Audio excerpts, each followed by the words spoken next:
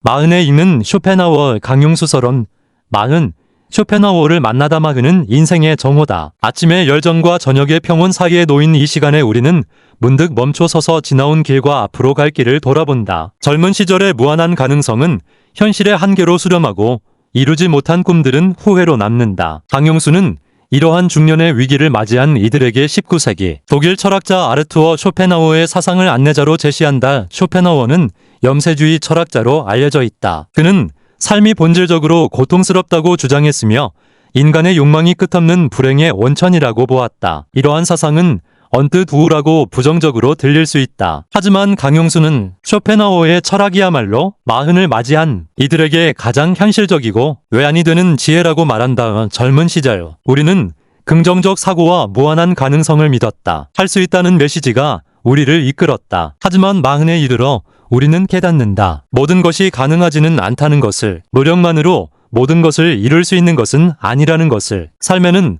본질적으로 고통과 한계가 있다는 것을. 바로 이 지점에서 쇼펜하우어의 철학이 빛을 발한단. 쇼펜하우어는 환상을 걷어내고 현실을 직시하라고 말한다. 그는 고통을 부정하지 않고 인정하며 욕망의 끝없는 추구가 아니라 욕망의 절제에서 평온을 찾으라고 조언한다. 이는 체념이 아니라 지혜다. 있는 그대로의 삶을 받아들이고 그 안에서 가능한 평화를 찾는 것이다. 강용수는 이러한 쇼펜하우어의 사상을 현대 중년의 삶에 적용하여 지혜롭게 나이 드는 법을 탐구한다. 고통의 의미를 받아들이기만이 되면 우리는 더 이상 고통을 우연이나 불운으로 치부할 수 없다. 충분히 살아본 결과 고통은 삶의 예외가 아니라 본질임을 알게 된다. 건강의 문제, 직장에서의 스트레스, 경제적 압박, 가족 관계의 갈등, 노부모 부양의 부담, 자녀 교육의 걱정, 이 모든 것들이 동시에 우리를 짓누른다. 강용수는 쇼펜하우어의 의지 개념을 통해 이러한 고통의 근원을 설명한다. 쇼펜하우어에게 세계의 본질은 맹목적 의지다. 이 의지는 이유 없이 존재하고자 하는 충동이며 인간에게는 끝없는 욕망으로 나타난다. 우리는 무언가를 원하고 얻으면 잠시 만족하지만 곧 새로운 욕망이 생긴다. 이것이 고통의 수레바퀴다. 마흔에 우리가 경험하는 것도 마찬가지다. 젊은 시절 우리는 저것만 있으면 행복할 텐데 라고 생각했다. 좋은 대학, 좋은 직장, 결혼, 집, 자동차 하나씩 얻어가면서 우리는 행복해질 줄 알았다. 하지만 마흔에 이르러 깨닫는다. 그것들을 다 가져도 여전히 무언가가 부족하다고 느낀다는 것을, 더 큰 집, 더 좋은 차, 더 높은 지위를 원하게 된다는 것을.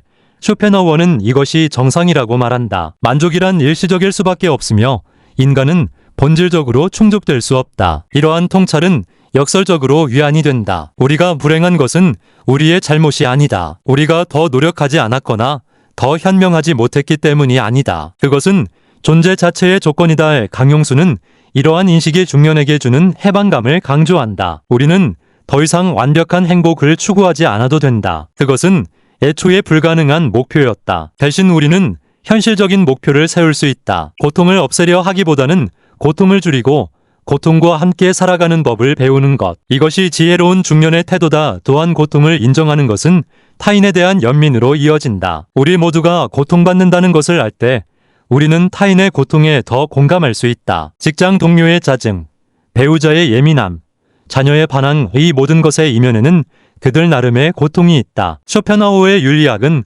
바로 이러한 연민에 기반한다. 우리가 모두 동일한 의지의 표현이며 동일한 고통을 겪는다는 인식이 우리를 더 인간적으로 만든다.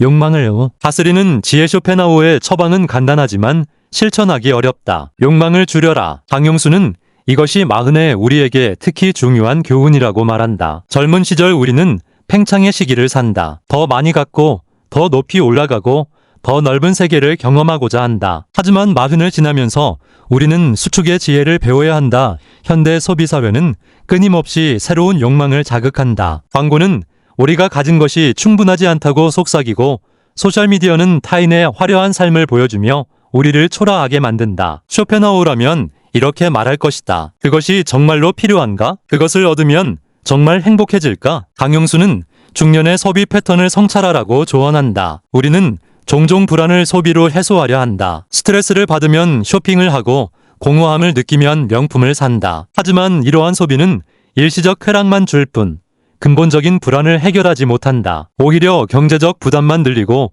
더 많은 것을 원하게 만든다. 쇼펜하우어가 제시하는 대안은 단순한 삶이다. 필요한 것만 소유하고 과시하지 않으며 물질적 소유보다는 정신적 풍요를 추구하는 것. 강용수는 이를 욕망의 다이어트라고 부른다. 우리가 원하는 것의 목록을 줄일수록 우리는 가진 것을 더 만족하게 되고 더 적은 돈으로도 행복할 수 있다. 특히 마흔 이후에는 지위 경쟁에서 벗어날 필요가 있다. 젊은 시절의 승진 경쟁, 더 좋은 차, 더 넓은 집을 향한 경주는 이제 의미가 없다. 쇼펜하우어는 행복은 우리가 가진 것과 우리가 원하는 것의 비율이라고 했다. 더 많이 가지려 하기보다 더 적게 원하는 것이 행복으로 가는 지름길이다. 또한 강용수는 시간에 대한 욕망도 조절해야 한다고 말한다. 우리는 항상 바쁘다. 더 많은 일을 하고 더 많은 것을 경험하고 더 많은 것을 이루려 한다. 하지만 쇼펜하우어는 진정한 부는 시간이라고 했다. 서두르지 않고 충분히 쉬고 사색할 시간을 갖는 것. 이것이 중년이 누려야 할 사치다. 결국 욕망을 다스린다는 것은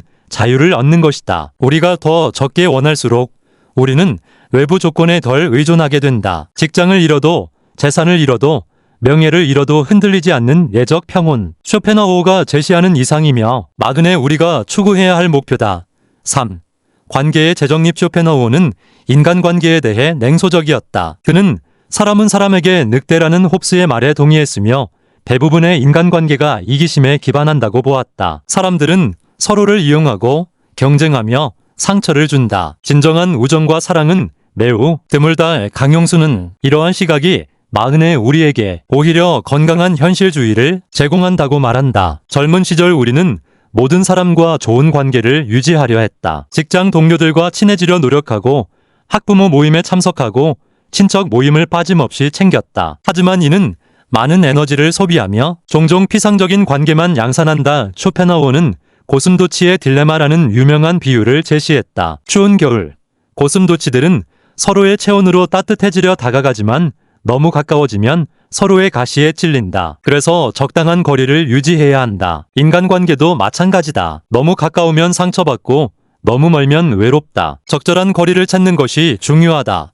강용수는 마흔 이후에는 관계의 양보다 질에 집중해야 한다고 조언한다. 많은 지인보다는 몇 명의 진정한 친구, 형식적인 인맥보다는 깊이 있는 우정. 쇼펜하우어 자신도 친구가 거의 없었지만 몇 안 되는 친구들과는 깊은 관계를 유지했다. 또한 가족관계도 재정립이 필요하다. 쇼펜하우어는 가족이 자연스러운 사랑의 공동체라는 낭만적 관념을 거부했다. 가족 구성원도 각자의 이기심을 가진 개인들이며 갈등은 불가피하다. 이를 인정하는 것이 오히려 건강한 가족관계의 시작이다. 마흔에 우리는 부모, 배우자, 자녀라는 세 세대와 동시에 관계를 맺는다. 모부모는 돌봄이 필요하고 배우자와는 권태가 생기며 자녀는 반항한다. 쇼펜하우어의 관점에서 보면 이 모든 갈등은 자연스럽다. 각자가 자신의 의지를 표현하고 있을 뿐이다.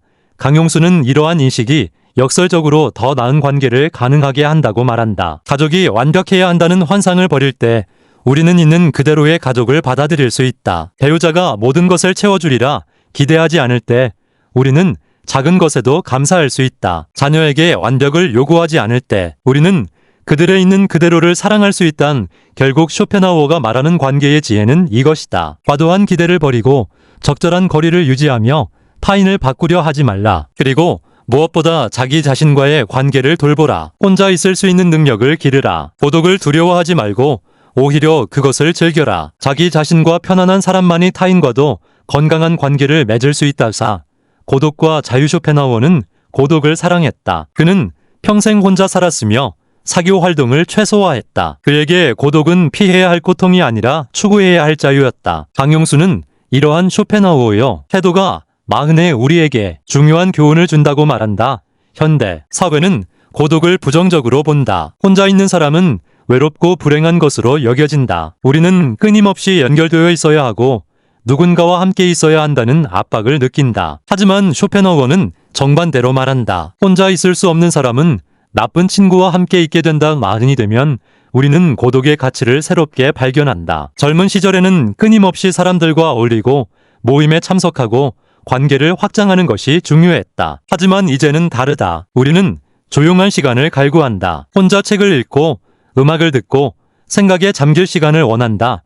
강용수는 고독을 세 가지 차원에서 설명한다. 첫째는 물리적 고독이다. 혼자 있는 시간과 공간, 바쁜 일상에서 벗어나 오롯이 자신과 마주하는 시간. 쇼펜하우어는 매일 일정한 시간을 사색과 독서에 할애했다. 이것이 그의 창조적 작업의 원천이었다. 둘째는 정신적 고독이다. 대중의 의견에서 벗어나 자신만의 생각을 갖는 것. 쇼펜하우어는 평범한 사람은 시간을 어떻게 보낼까 생각하지만 지적인 사람은 시간을 어떻게 사용할까 생각한다고 했다. 남들이 뭐라 하든 유행이 어떻든 자신만의 기준을 갖고 판단하는 것. 이것이 진정한 정신적 독립이다. 셋째는 실존적 고독이다. 궁극적으로 우리는 혼자다. 아무리 가까운 사람이라도 우리의 내면을 완전히 이해할 수 없고 우리의 고통을 대신 겪어줄 수 없다. 죽음 또한 혼자 맞이해야 한다. 쇼펜하우어는 이러한 실존적 고독을 인정하라고 말한다. 이를 두려워하지 말고 받아들일 때 우리는 비로소 자유로워진다의 강용수는 마흔 이후 고독 능력을 기르는 것이 중요하다고 강조한다. 구체적으로는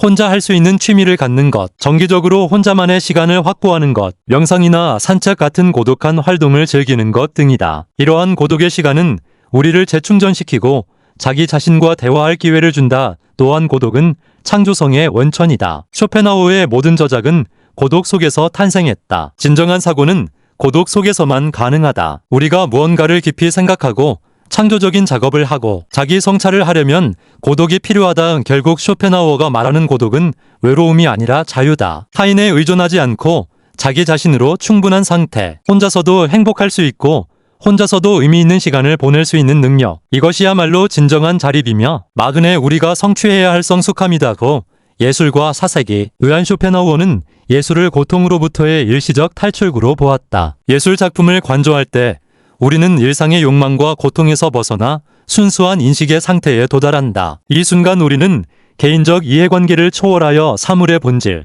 즉 이데아를 직관한다. 강용수는 이러한 예술적 경험이 마흔의 우리에게 큰 위안이 된다고 말한다.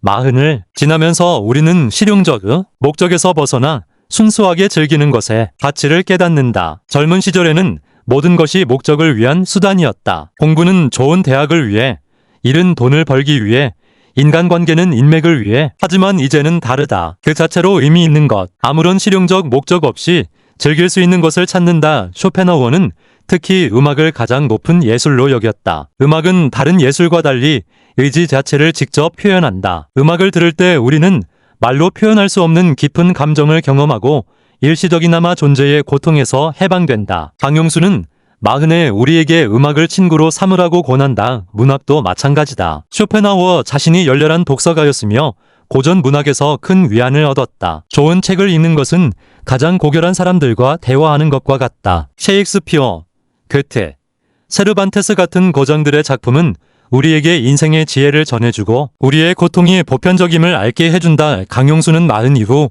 예술과의 관계를 재정립하라고 조언한다. 더 이상 교양을 쌓기 위해 억지로 읽거나 보지 말라. 진정으로 마음에 와닿는 것, 당신에게 위안과 기쁨을 주는 것을 선택하라. 매일 30분이라도 좋은 음악을 듣거나 좋은 책을 읽거나 그림을 감상하는 시간을 가져라.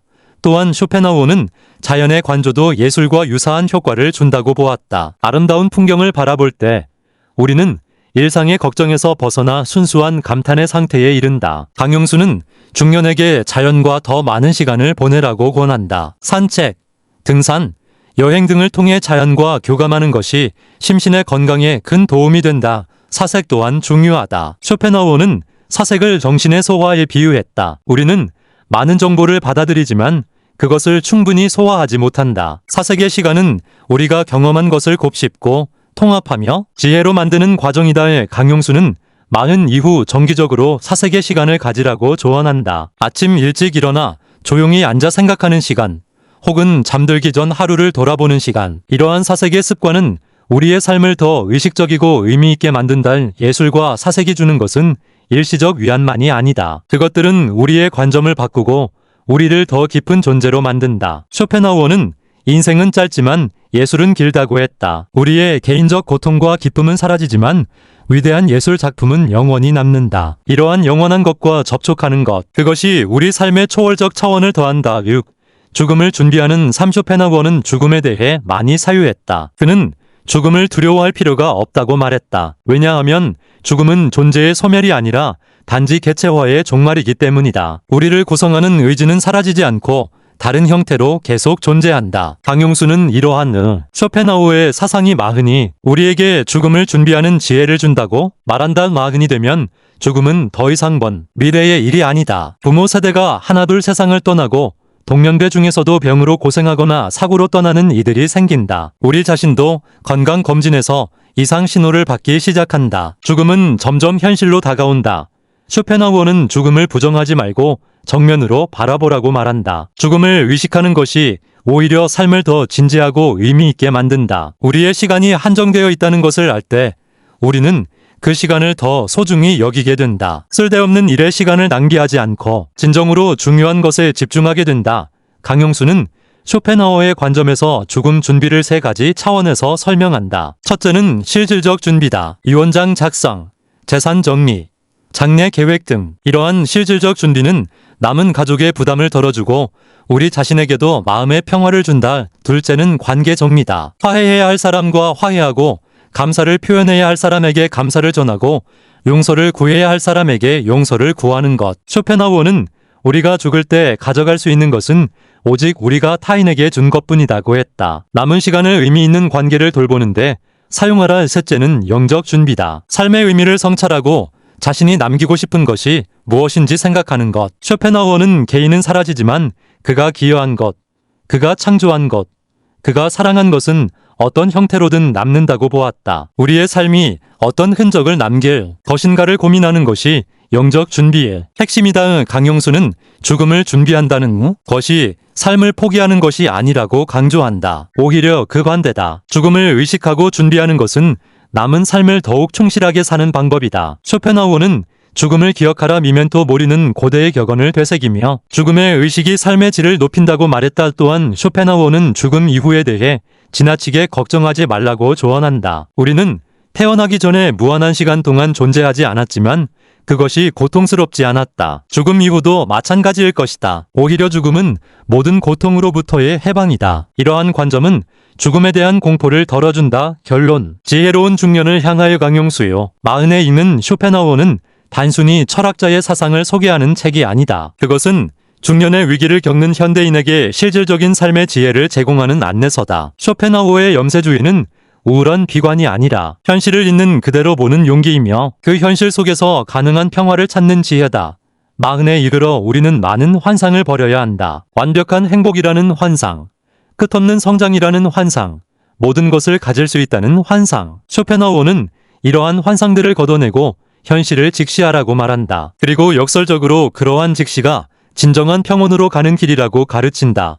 고통을 인정하고 욕망을 절제하며 관계를 정리하고 고독을 즐기며 예술로 위안받고 죽음을 준비하는 것. 이것이 쇼펜하우어가 제시하고 강용수가 현대적으로 해석한 중년의 지혜다. 이러한 지혜는 우리를 수동적이고 체념적인 존재로 만들지 않는다. 오히려 더 자유롭고 평온하며 의미 있는 삶을 가능하게 한다. 강용수는 쇼펜하우어를 읽는 것이 마흔의 우리에게 주는 가장 큰 선물은 해방감이라고 말한다. 우리는 더 이상 세상의 기대에 부응해야 한다는 압박에서 벗어날 수 있다. 성공해야 한다는 강박, 행복해야 한다는 의무, 완벽해야 한다는 부담으로부터 자유로워질 수 있다. 동시에 쇼펜하우어는 우리에게 깊이의 가치를 가르친다. 피상적인 즐거움이 아니라 깊은 사색, 유행을 쫓는 것이 아니라 고전의 지혜, 넓은 인맥이 아니라 깊은 우정. 마흔 이후의 삶은 양적 팽창이 아니라 질적 심오의 시간이어야 한다. 물론 쇼펜하우어의 모든 주장을 맹목적으로 받아들일 필요는 없다. 그의 극단적 염세주의,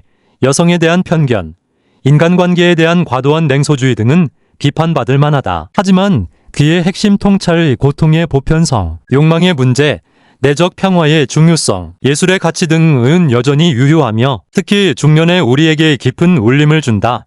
강용수는 마지막으로 이렇게 말한다. 마흔은 끝이 아니라 새로운 시작이다. 젊음의 열정과 노년의 지혜 사이에서 우리는 가장 균형 잡힌 삶을 살 수 있다. 쇼펜하우어의 철학은 이 여정의 나침반이 될 수 있다. 그것은 우리에게 거짓된 위안을 주지 않지만 진실한 지혜를 제공한다.